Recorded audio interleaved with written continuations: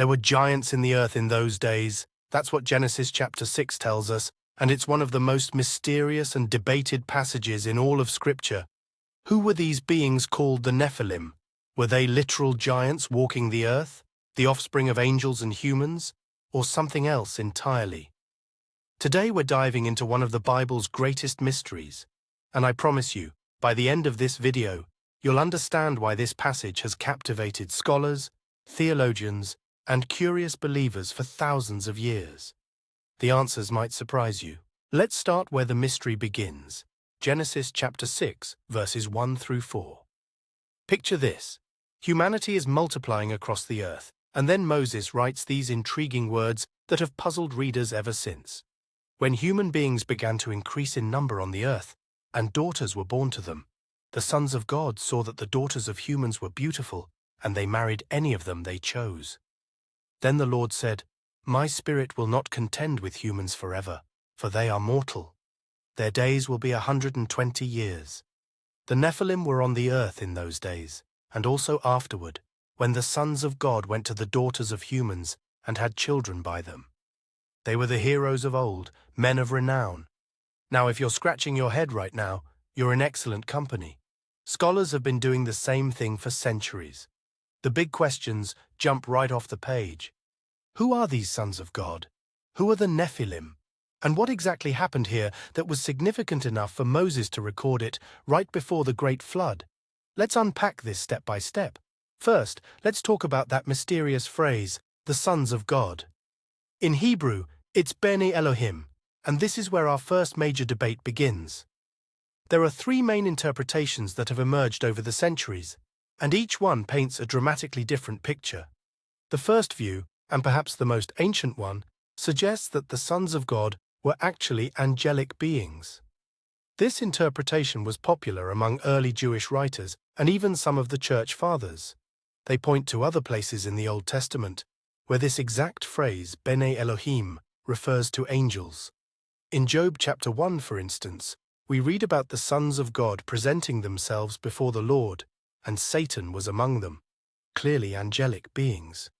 The idea here is that some angels, these sons of God, saw human women, found them beautiful, and somehow took physical form to marry them and have children. The result? The Nephilim, these giant hybrid beings that were part human, part something else. It's a dramatic interpretation, and it would certainly explain why what follows is the flood that wipes out nearly all of humanity. But there's a problem with this view that many scholars point out.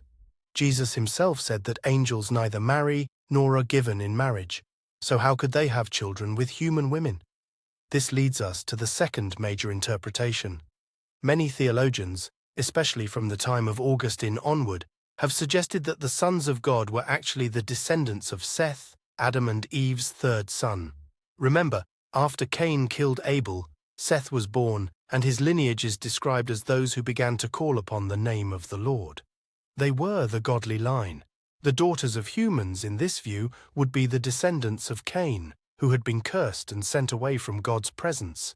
So, what we're reading about in Genesis 6 isn't angels marrying humans, but rather the godly line of Seth intermarrying with the ungodly line of Cain. The result was a corruption of the human race that grieved God's heart and led to the flood. The Nephilim, in this interpretation, aren't supernatural hybrids, but rather the powerful, violent offspring of these mixed marriages. Perhaps they were called giants, not because of their supernatural nature, but because of their strength, their violence, or their reputation. But wait, there's a third view that's gained traction in more recent years. Some scholars suggest that the sons of God were human rulers or kings, possibly those who claimed divine authority or status. In ancient Near Eastern cultures, kings were often considered sons of gods. This interpretation sees Genesis 6 as describing powerful rulers who took multiple wives for themselves, perhaps by force, leading to violence and corruption that prompted God's judgment. Each of these views has strengths and weaknesses, and honestly, faithful biblical scholars can be found in each camp. But now let's talk about the Nephilim themselves, because their story doesn't end in Genesis 6. Here's where things get even more interesting. The word Nephilim appears again later in Scripture, and this creates another puzzle. In Numbers chapter 13, when the 12 spies return from scouting the Promised Land, 10 of them give this terrifying report. We saw the Nephilim there. The descendants of Anak come from the Nephilim. We seemed like grasshoppers in our own eyes, and we looked the same to them. Wait a minute. If the Nephilim existed before the flood, and Noah's family were the only human survivors, how could there be Nephilim in the Promised Land centuries later? This has led to several theories. Some suggest that the Nephilim genes somehow survived through Noah's family line. Others propose that whatever caused the Nephilim in the first place happened again after the flood. Still others argue that the spies were using Nephilim as a general term for giants or fearsome warriors, not necessarily indicating they were the same beings from Genesis 6. What's fascinating is that archaeological discoveries have actually found evidence of unusually tall people groups in the ancient Near East. The Anakim, who the spies specifically mention, appear to have been a real people group known for their impressive stature. Goliath himself, the giant that David faced, was likely from one of these groups. He stood over 9 feet tall, and the description of his armor and weapons suggests someone of extraordinary size and strength. But here's what I find remarkable about this whole mystery. Whether you lean toward the angelic view, the Sethite view, or the ruler view, the central message remains consistent. Genesis 6 is describing a world that had become corrupted, violent, and far from God's intended design. The heart of God was grieved because humanity, created in His image, had fallen so far from what He intended. The Nephilim, whatever they were exactly, represent the extremes of that corruption. They were heroes of old, men of renown, but in the context of Genesis, that's not necessarily a compliment.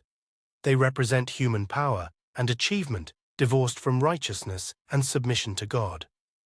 Think about it this way. Right after describing the Nephilim, Moses writes these sobering words. The Lord saw how great the wickedness of the human race had become on the earth, and that every inclination of the thoughts of the human heart was only evil all the time. The Lord regretted that He had made human beings on the earth, and His heart was deeply troubled. This isn't primarily about giants or supernatural beings. This is about a world so corrupted that it broke the heart of God.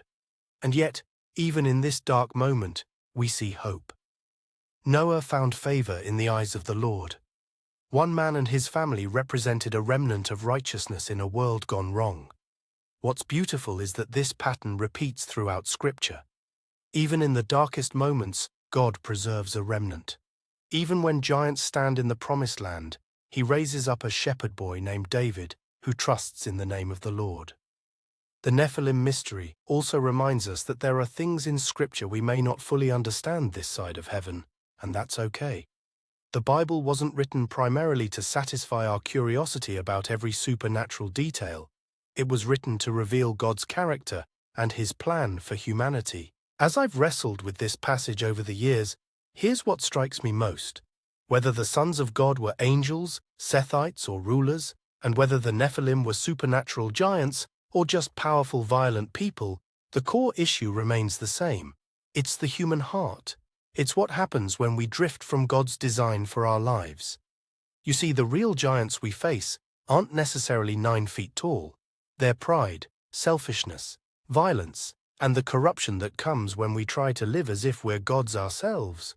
The Nephilim were heroes of old, men of renown, but they were part of a world that had forgotten its creator. How often do we celebrate human achievement, human strength, human renown, while forgetting the God who gives us every breath? The flood that followed wasn't just about dealing with giants. It was about starting over with people who would walk with God. And isn't that still the invitation today? In a world that often seems as corrupt and violent as the days of Noah, we're called to be like Noah, to walk with God, to find favor in His eyes, to be part of His remnant of righteousness. The mystery of the Nephilim may never be fully solved this side of heaven, and perhaps that's part of the point.